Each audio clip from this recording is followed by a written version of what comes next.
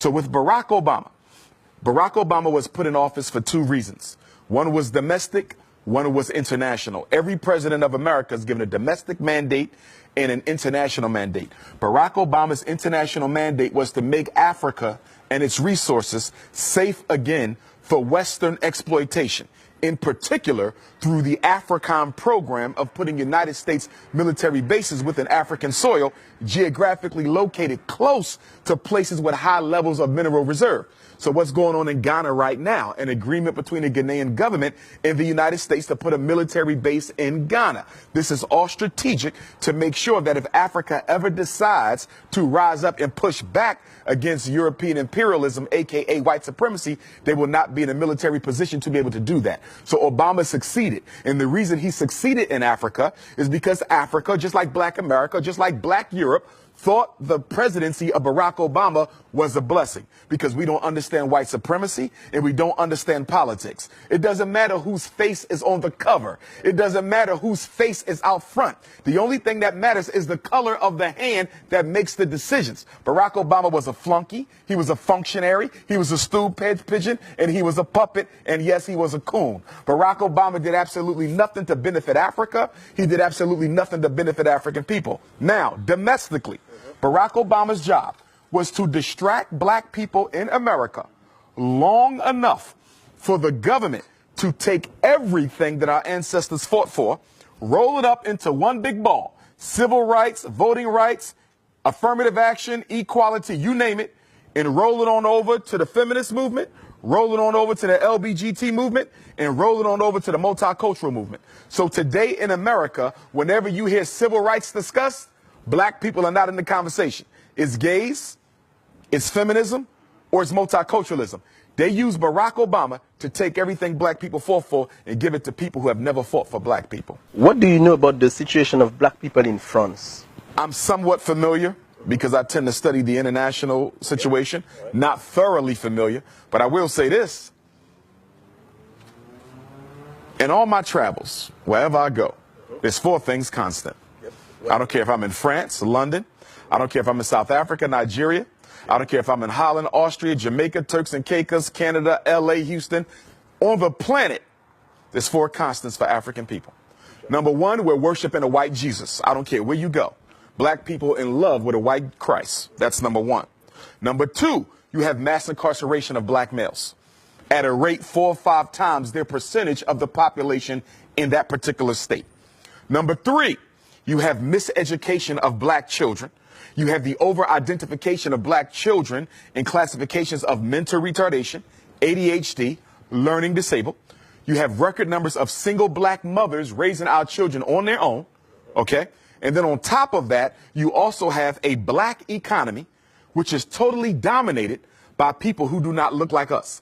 I don't care where you go on the planet, Black people are not in control of their economy. Your rice, your bread, your milk, your sneakers, your hats, your clothing, your transportation, your electronics, everything you buy is being sold to you by somebody who don't look like you, but more importantly, don't care about you. What would be the solutions? Because, you know, this is a statement, but now what could be the solutions? Solutions are simple. And the solution hasn't changed since Marcus Garvey articulated it over 100 years ago. And the solution is independence in all areas of human endeavor. The solution for African people is no different than the solution for Chinese people.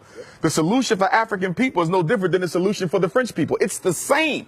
It's no secret. It's not hidden under a rock. We have to do what everyone else has done, and as build ourselves up independently, economically, educationally, spiritually, socially, politically. We must become a power base, which we are not, as we are today, with all of our doctors, with all of our college-educated folks, with all of our Black capitalistic business owners who are only looking to get rich themselves but do nothing to raise the general economic condition of Black people. We are still a race of dependence. If you live in France, you're dependent on the French government for this and for that. You're dependent on white business to provide your basic needs. America, it's the same thing. Africa, it's the same thing. Wherever we are dependent on the white power structure where we live. There's 4 institutions that you must have in order to be considered an independent community. We don't have them nowhere in space and time at the same time. A hospital to protect African life.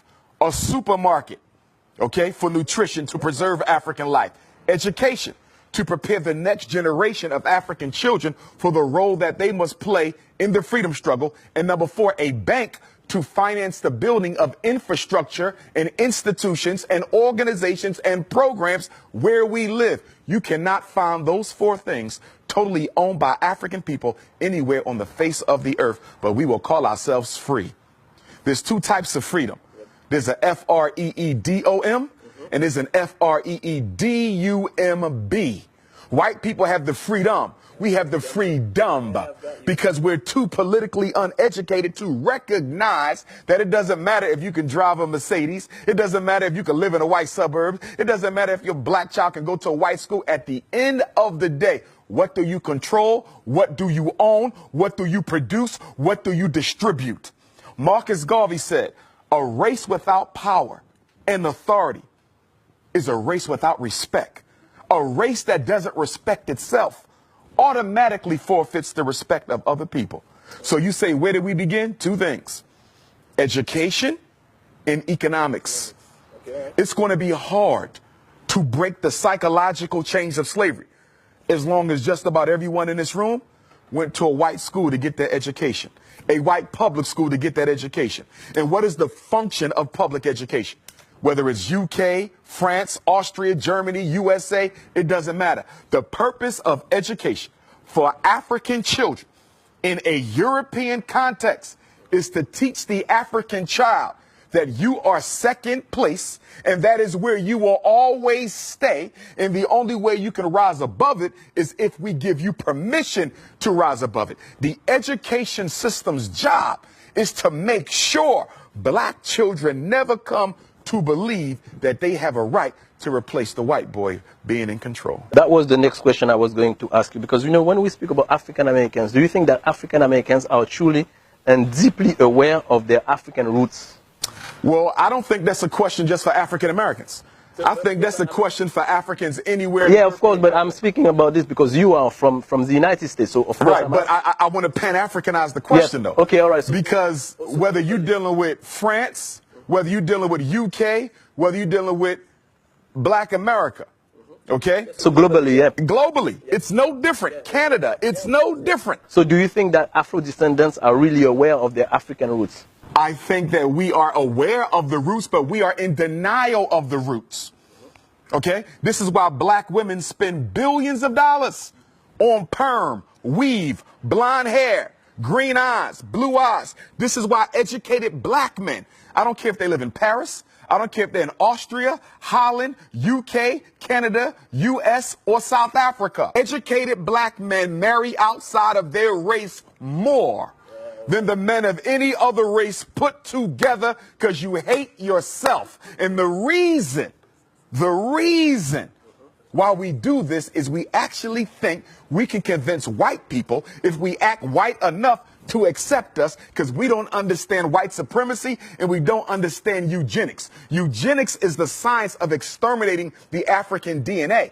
It don't matter if you're light skinned with green eyes, you still African. It don't matter if you're blue, black, purple with nappy hair, you still African. It don't matter if you in Paris speaking French or the US speaking English. At the end of the day, you carry the gene of Africa. And that gene of Africa is the most powerful DNA on earth. We are the only people who can reproduce ourselves in every other group.